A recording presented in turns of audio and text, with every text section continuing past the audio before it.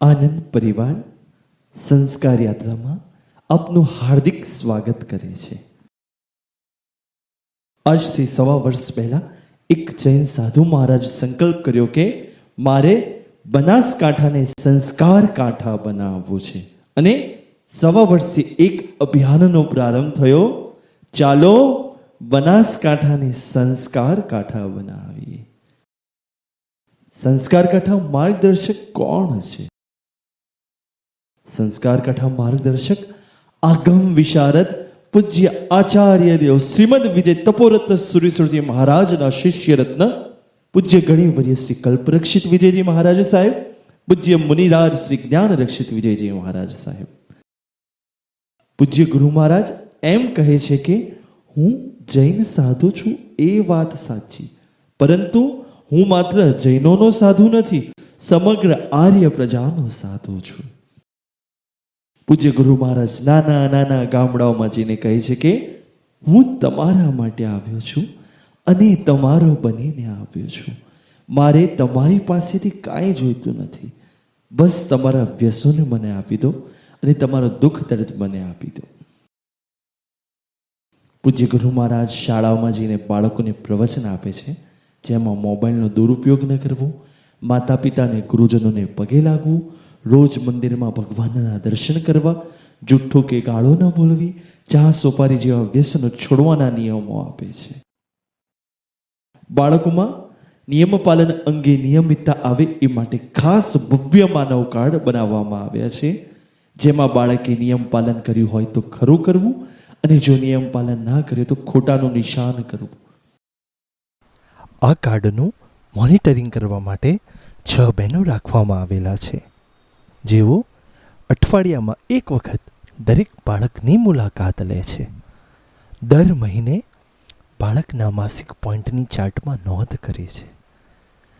પૂજ્ય ગુરુ મહારાજે એક મહાન વિચાર આપ્યો છે કે શ્રેષ્ઠ આચરણને શ્રેષ્ઠ પ્રોત્સાહન. અહીં શ્રેષ્ઠ આચરણ કરનાર બાળકોનું સુવર્ણ મુદ્રા, ગોલ્ડ મેડલ, રજત મુદ્રા, સિલ્વર મેડલ અને કાંસ્ય મુદ્રા, બ્રોન્ઝ મેડલથી સન્માન કરવામાં આવે છે.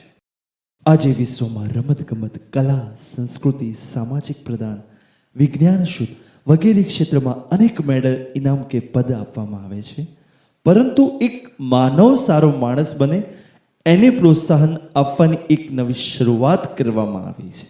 ભીલડિયાજી તીર્થમાં બાળકોનો સન્માનનો કાર્યક્રમ રાખવામાં આવ્યો હતો, જેમાં ભવ્ય માનવ કાર્ડના શ્રેષ્ઠ આચરણ કરનાર 628 બાળકોને મેડલ આપવામાં આવ્યા હતા, જેમાં 60 સુવર્ણ મુદ્રા ગોલ્ડ મેડલ, 219 રજત મુદ્રા સિલ્વર મેડલ અને 349 કાંસ્ય મુદ્રા બ્રોન્ઝ મેડલ આપવામાં આવેલ. 16,670 બાળકોને પ્રોત્સાહન ઇનામ રૂપે સંસ્કારલક્ષી ગેમ આપવામાં આવી હતી. આ કાર્યક્રમમાં જિલ્લાભરમાંથી ધારાસભ્યો સહિત 15,000થી વધુ જનમેદની આવી હતી અને કુલ 100થી વધુ ગામોના આગેવાનો પધાર્યા હતા. બાળકોના સંસ્કરણ માટે શાળા સ્તરથી જ સંસ્કાર શાળા કાર્યક્રમ ચલાવવામાં આવે છે. શાળાના દરેક બાળકને ભવ્ય માનવ કાર્ડ આપવામાં આવે છે, જેમાં બાળકે 4 મહિના સુધી 10 નિયમોનું પાલન કરવાનું છે. જે બાળક સર્વશ્રેષ્ઠ નિયમ પાલન કર્યું હોય એને સુવર્ણ મુદ્રાથી સન્માન કરવામાં આવે છે. દર 4 મહિને નવા 10 નિયમ ઉમેરવામાં આવશે અને કુલ 6 વર્ષ સુધીમાં દરેક બાળક 180 નિયમ પાળે એવા પ્રયત્ન કરવામાં આવશે. દર 4 મહિને સુવર્ણ મુદ્રા વગેરે સન્માન કરવામાં આવશે. બનાસકાંઠા જિલ્લાની 26 માધ્યમિક શાળા અને 35 પ્રાથમિક શાળામાં આ સંસ્કાર શાળા કાર્યક્રમ શરૂ થઈ ચૂક્યો છે, જેમાં કુલ 17,000થી વધુ બાળક નિયમ પાલન કરી રહ્યા છે.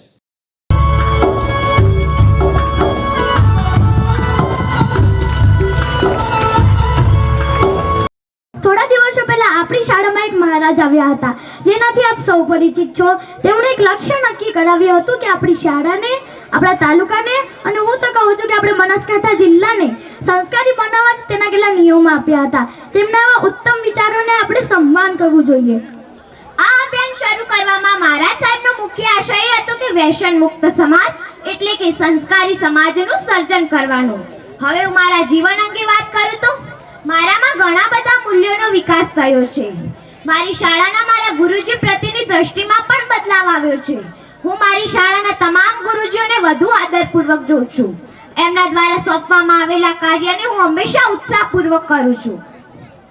મારા વર્ગખંડના મારા સહ-અધ્યાયીઓના વર્તનમાં પણ ઘણા અંશે બદલાવ આવ્યો છે. હવે હું મારા વર્ગખંડના સહ-અધ્યાયીઓ સાથે ખૂબ જ પ્રેમપૂર્વક વર્તન કરું છું.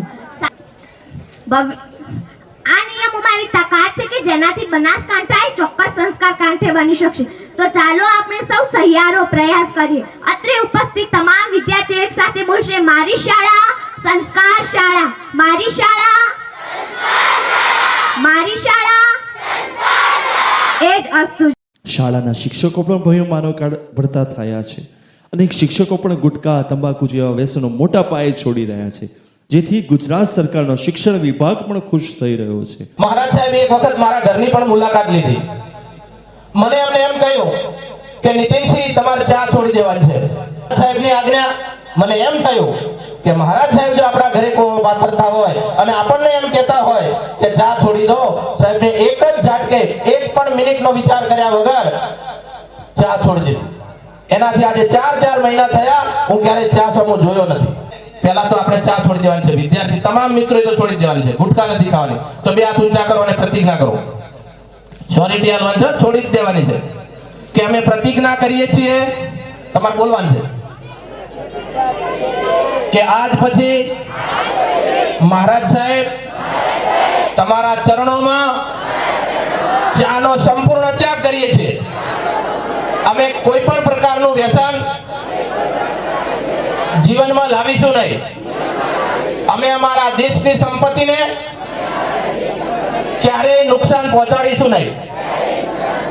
અને દેશ આગળ વધે એવા તમામ પ્રયત્નો અમે કરીશું.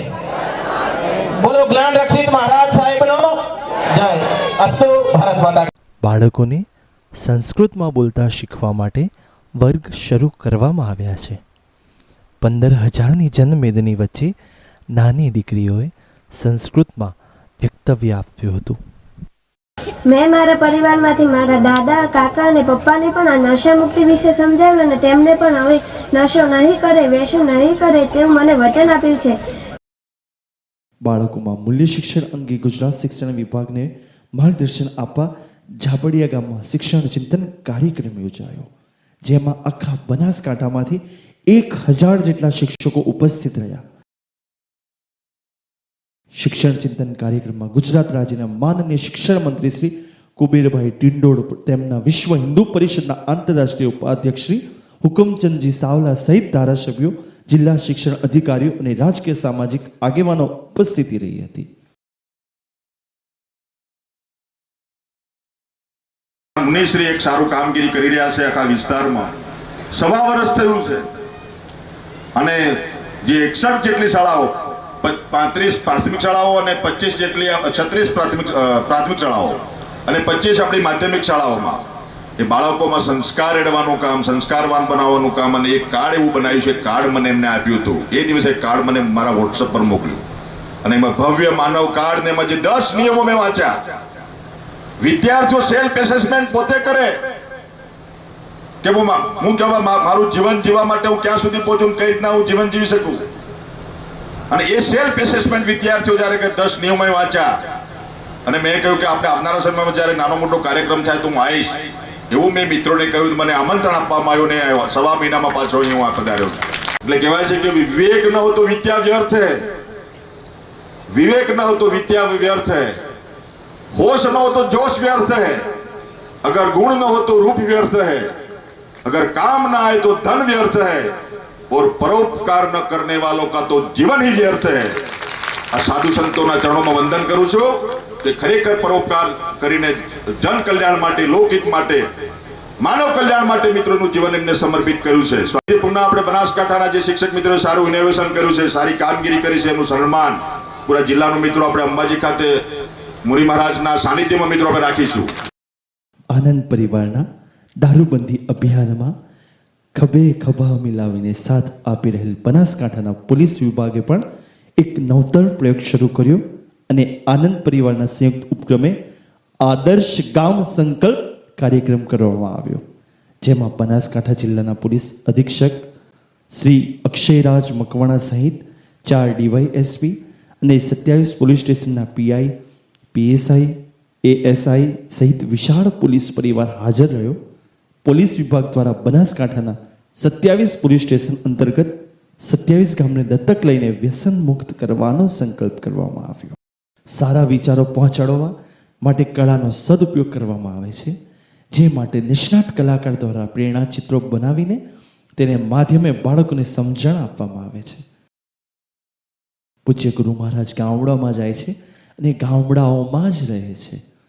ગામ લોકો ઢોલ નગારા લઈને તેડવા આવે છે અને ગામના દીકરીઓ સામૈયો લઈને આવે છે. પૂજ્ય ગુરુ મહારાજે સંકલ્પ કર્યો છે કે હું બનાસકાંઠાને દારૂ મુક્ત બનાવીશ. સૌપ્રથમ જૂના શેડામાં ચાલી રહેલા 40 થી 50 જેટલા દારૂ પીઠા બંધ કરાવવામાં આવ્યા.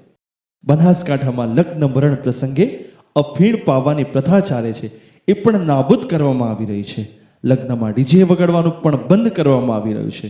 લુણપુરમાં વ્યસન મુક્તિ માટેના મોટા કાર્યક્રમ કરવામાં આવ્યા હતા, જેમાં 100 થી 125 ગામના આગેવાનો સહિત 15,000 થી 20,000 માનવ મેદની ઉમટી પડી હતી. 25 ગામમાં અફીણ અને દારૂબંધી કરવામાં આવતા બનાસકાંઠાનો 300 ચોરસ કિલોમીટર વિસ્તાર દારૂ મુક્ત થયો છે. આ 25 ગામમાં દારૂબંધી કરવામાં આવી છે. આ ગામોમાં ચાલતા 400 થી 500 જેટલા દારૂના અડ્ડામાંથી ઘણા ખરા બંધ થઈ ગયા છે. ઉમરીમાં પૂજ્ય ગુરુ મહારાજના દીક્ષા જીવનના 25 વર્ષની પૂર્ણાહુતિ નિમિત્તે ગુરુવંદના ઉત્સવ યોજાયો, જેમાં 2500 થી વધુ દીકરીઓએ સામૈયું કર્યું હતું અને 20,000 જેટલી જન્મમેદની આવી હતી. લોક સાહિત્યકાર શ્રી રાજભા ગઢવી દ્વારા ગુરુવંદના કરવામાં આવી હતી. ગુજરાતી મીડિયા દ્વારા સતત પૂજ્ય ગુરુ મહારાજના કાર્યોની નોંધ લેવાઈ રહી છે. સારા વિચારોના પ્રચાર પ્રસારમાં મીડિયા દ્વારા હકારાત્મક અભિગમ અપનાવવામાં આવી રહ્યો છે. ગુજરાતના ગૃહમંત્રી શ્રી હર્ષભાઈ સંઘવી સાથેની અંગત મુલાકાતમાં પૂજ્ય ગુરુ મહારાજે કહ્યું હતું કે આપણે સાથે મળીને બનાસકાંઠાને એવો પ્રદેશ બનાવવો છે કે આજે વિશ્વમાં કોઈને સર્વશ્રેષ્ઠ રહેવા લાયક પ્રદેશ શોધવો હોય તો એ બનાસકાંઠામાં રહેવા માટે આવે. આપણે બનાસકાંઠાને પૃથ્વી ઉપરનું સ્વર્ગ બનાવવું છે.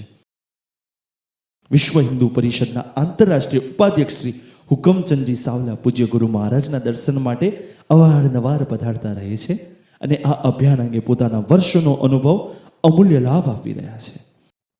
બનાસકાંઠા જિલ્લાના શિક્ષણ અધિકારી ડોક્ટર શ્રી નરેન્દ્રસિંહ ચાવડા, જિલ્લા પ્રાથમિક શિક્ષણ અધિકારી ડોક્ટર શ્રી વિનોદભાઈ પટેલ અને એસપી શ્રી અક્ષયરાજ મકવાણા સહિત દરેક અધિકારીના શ્રેષ્ઠ સાથ સહકાર મળી રહ્યા છે. બનાસકાંઠાના નાયબ જિલ્લા પ્રાથમિક શિક્ષણ અધિકારી શ્રી ભરતદાન ગઢવી આ કાર્યક્રમમાં આનંદ પરિવારની સાથે ખભે ખભા મલાવીને સહકાર આપે છે અને પોતાના કિંમતી સમયનો ભોગ આપી રહ્યા છે. આનંદ પરિવાર દ્વારા આનંદ શિક્ષણ મંડળની સ્થાપના થઈ રહી છે, જેમાં તેઓ શ્રીને પરમાર્શક અને શ્રી નીતિનસિંહ સોલંકી પ્રવક્તા તરીકેનું દાયિત્વ આપવામાં આવ્યું છે. હાલ ગામે ગામથી લોકો પોતાના દારૂ, ગુટકા, તંબાકુ, બીડી અને ચા જેવા વ્યસનો છોડવા માટે આવી રહ્યા છે. પૂજ્ય ગુરુ મહારાજના આશીર્વાદ મેળવીને વ્યસન મુક્ત બની રહ્યા છે. પૂજ્ય ગુરુ મહારાજની છત્રછાયામાં આનંદ પરિવાર આપને હાર્દિક અપીલ કરે છે કે ચાલો બનાસકાંઠાને સંસ્કાર કાંઠા બનાવીએ.